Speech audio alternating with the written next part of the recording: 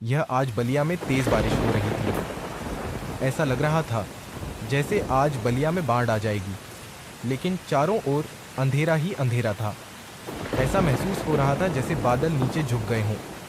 इस अंधेरी रात में मोहन अपने घर जा रहा था, क्योंकि आज मोहन को काम से लंबी छुट्टी मिली थी। वह काफ़ी डरा हुआ लग रहा था।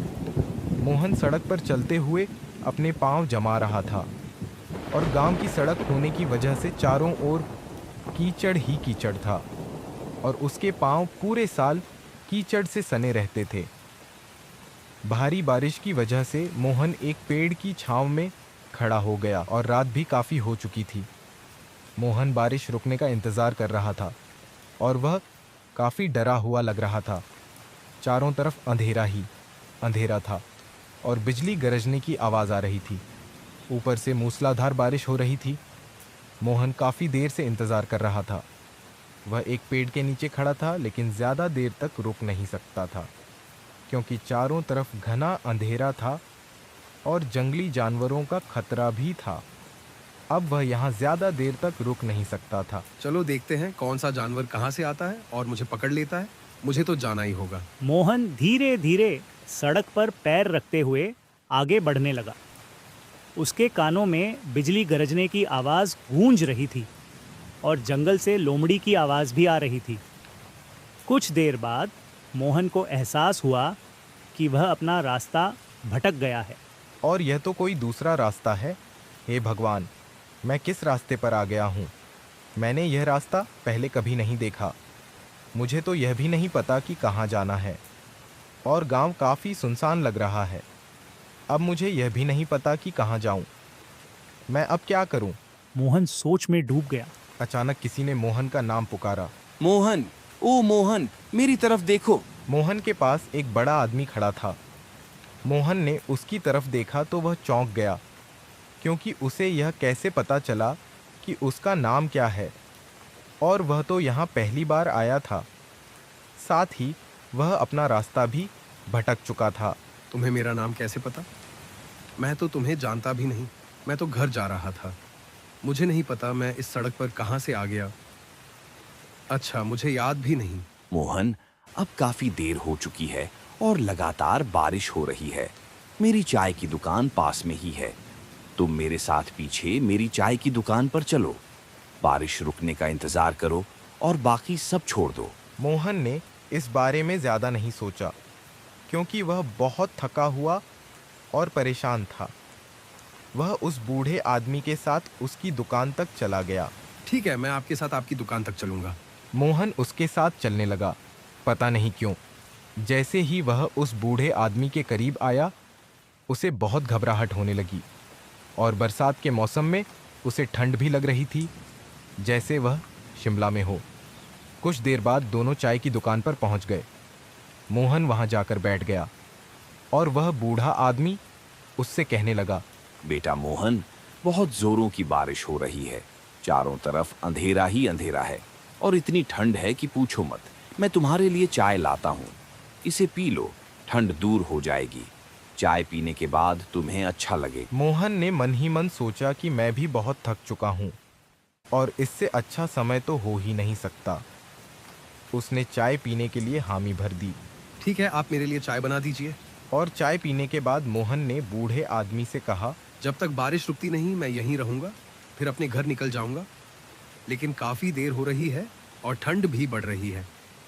इस गांव में जंगली जानवरों का भी काफी खतरा है। चारों तरफ बादल छाए हुए हैं। चाय की दुकान पर इतनी जोर से बारिश हो रही थी कि पूछो मत। वह बूढ़ा आदमी फिर से मोहन के लिए चाय लाया, और देते हुए बोला, बेटा मोहन, चाय पी लो, तुम्हें अच्छा लगेगा। मोहन ने फिर चाय पी। वह बारिश रुकने का इंतज़ार कर रहा था, लेकिन बारिश रुकने का नाम ही नहीं ले रही थी। लगातार बरस रही थी।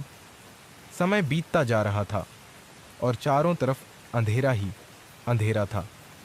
तभी उस बूढ़े आदमी ने मोहन से कुछ ऐसा कहा कि सुनकर मोहन दंग रह गया। बेटा मोहन, अब काफी देर हो चुकी है। अब आगे जाना तुम्हारे लिए खतरे से खाली नहीं है। मेरा घर पास में ही है। तुम आज रात मेरे घर ही रुक जाओ।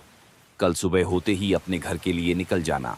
मोहन ने मन ही मन सोचा कि ये तो बहुत अच्छी बात है कि मैं उसके घर रुक जाऊंगा और जैसे ही सुबह होगी अपने घर निकल जाऊंगा। आप सही कह रहे हो। मैं आज रात तुम्हारे घर रुक जाता हूँ और जैसे ही कल सुबह होगी मैं अपने घर के लिए निकल जाऊंगा। क्या तुम्हारे घर में और कोई रहता है या तुम इस सुनसान जंगल में अकेले ही रहते हो? नहीं बेटा, मैं जंगल में अकेला नहीं रहता।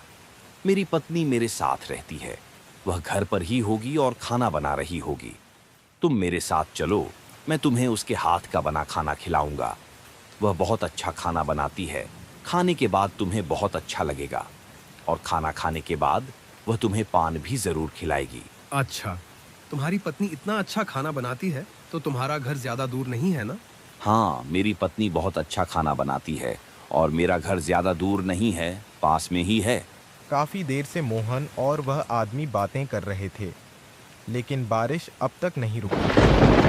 चारों तरफ अंधेरा फैल चुका था। अब दोनों ने सोचा कि उन्हें उस आदमी के घर जाना ही होगा। काफी देर हो चुकी थी और अब उसे अपनी दुकान भी बंद करनी थी। चलो मोहन, काफी देर हो गई है, अब घर चलते हैं। अब खाने का भी समय हो गया है और बारिश रुकने वाली नहीं है। अभी चलना ही बेहतर है। ठीक है, मैं तुम्हारे घर चलने के लिए तैयार हूँ। चलो तुम्हारे घर चलते हैं। मोहन और वह आदमी दोनों साथ में निकल पड़े। मोहन अब भी नहीं समझ पा रहा था कि उसे अजीब क्यों लग रहा है और उसका मन क्यों घबराया हुआ है। फिर भी वह बिना ज्यादा सोचे उस आदमी के पीछे चला गया। कुछ देर बाद मोहन और वह आदमी उसके घर पहुंच गए। दोनों घर के अंदर चले गए। मोहन, ये मेरा घर है। मैं इसी घर में रहता हूँ और अपनी जिंदगी यहीं बिताता हूँ। अचानक उसकी पत्नी एक कोने से बाहर आई और उनके पास आकर खड़ी हो गई। शीला, ये हैं मोहन। मोहन रास्ता भटक गए हैं और ये गांव में नए हैं। तुम इनके लिए खाना परोस दो, ये बहुत भूखे होंगे और काफी देर भी हो चुकी है। मोहन और वह आदमी दोनों साथ में खाना खाते हैं। खाना खाने के बाद वे बैठ जाते हैं। बताओ मोहन, तुम्हें मेरी पत्नी का खाना कैसा लगा? तुम्हें मेरी पत्नी का खाना जरूर बहुत पसंद आया होगा। तुम सही कह रहे थे। तुम्हारी पत्नी बहुत अच्छा खाना बनाती है। मेरा पेट भर गया। तुम्हारी पत्नी के हाथ का खाना खाकर मुझे बहुत अच्छा लगा। अच्छा, तुम्हें मेरी पत्नी का खाना पसंद आया तो मैं तुम्हें पान भी खिलाता हूँ। शीला, मैंने इन्हें बताया था कि तुम्हारा पान बहुत स्वादिष्ट होता है। मोहन का पान खाने का मन नहीं था, लेकिन वह किसी का दिल नहीं तोड़ना चाहता था। इसलिए उसने पान लेने के लिए हामी भर दी और वहीं खा लिया। पान खाने के बाद मोहन सोने चला गया और गहरी नींद सो गया। अगली सुबह जब मोहन की आंख खुली तो उसने घर में किसी को नहीं देखा। न वह आदमी था, न ही वह औरत। वह घर भी उसे बहुत अजीब लग रहा था, लेकिन उसने इस पर ज्यादा ध्यान नहीं दिया और जल्दी में बाहर निकल गया। मोहन अपने घर की ओर जाने लगा।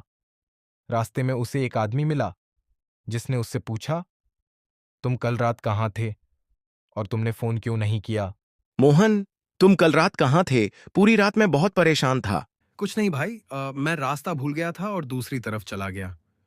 उन्होंने मुझे अपने घर रोक लिया और मैं सुबह वापस आया। लेकिन मैं तो उनका चाय के लिए धन्यवाद भी नहीं कर पाया। वही थे जिन्होंने मुझे चाय पिलाई थी। यह सुनकर वह आदमी पूरी तरह आश्वस्त हो गया कि उसकी बात सही है और उसने मोहन से कुछ ऐसा कहा कि सुनकर मोहन के रोंगटे खड़े हो गए। क्या तुम्हें पता है, मेरा बेटा मोहन, कल रात जिस आदमी के साथ तुमने चाय पी थी, वह इंसान नहीं था। वह एक भूत था और वह सिर्फ रात को आता है। क्या कुछ भी बोल रहा है भाई? मैंने उसकी पत्नी के हाथ से पान भी खाया था और उसकी पत्नी के साथ तो मेरा अच्छा समय बीता। उसकी पत्नी के हाथ का खाना भी पसंद आया था। वह ऐसे लोगों को अपने जाल में फंसाता है और बहुत सीधे साधे लोगों को ही अपना शिकार बनाता है। वह उन्हें अपने घर ले जाता है और अगर कोई उसकी पत्नी के हाथ का पान खाने से मना कर दे तो वह उसे वहीं मार डालता है। फिर उसकी आत्मा भटकने लगती है। मोहन, क्या तुमने उसके हाथ का पान खाया था या नहीं? मैं तो कल रात ही समझ गया था कि तुम्हारे साथ क्या हुआ और वे दोनों लोग कौन थे। अब से मोहन कभी ऐसी गलती नहीं करेगा और किसी पर यूं ही भरोसा नहीं करेगा। Thank you for watching guys, and if you like this video then do subscribe and like my video And this video is made for only entertainment purpose. This is a real story of a state. वह state का नाम है. अगर आप लोगों को पता है तो यह स्टेट का नाम कमेंट कर देना. यह वीडियो आने में थोड़ा सा लेट हुआ. Sorry guys.